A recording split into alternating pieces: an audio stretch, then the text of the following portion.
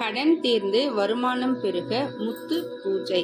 இந்த பூஜையை செய்ய ஒரு வாழை இலையில் ஒரு கைப்பிடி பச்சரிசி எடுத்து அதில் மஞ்சள் கலந்து சிறிது நெய் விட்டு பன்னீர் தெளித்து கலக்கி பச்சரிசியை இலையில் வைத்து அதன் மேல் ஒரு முத்துமணியை மட்டும் வைத்து மல்லிகை பூவால் சித்திலட்சுமி மந்திரத்தை 108 முறை அர்ச்சனை செய்தால் வறுமை நீங்கி கடன் நீங்கி வருமானம் பெருகும்.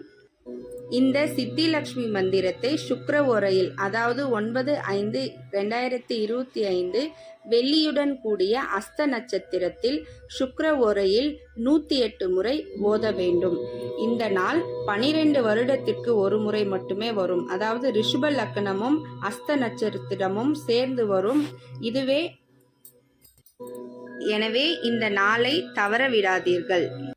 சித்திலட்சுமி மந்திரம்: ஓம் ஐம் க்ளீம் சௌம் ஐம் ஹ்ரீம் ஸ்ரீம் ஓம் நமோ பகவதி மாதங்கீஸ்வரி சர்வராஜ வசங்கரி சர்வமுகரஞ்சனி சர்வஸ்திரீ புருஷ வசங்கரி சர்வதுஷ்ட மிருக வசங்கரி சர்வலோக வசங்கரி ஹ்ரீம் ஸ்ரீம் க்ளீம் ஐம் ஓம்.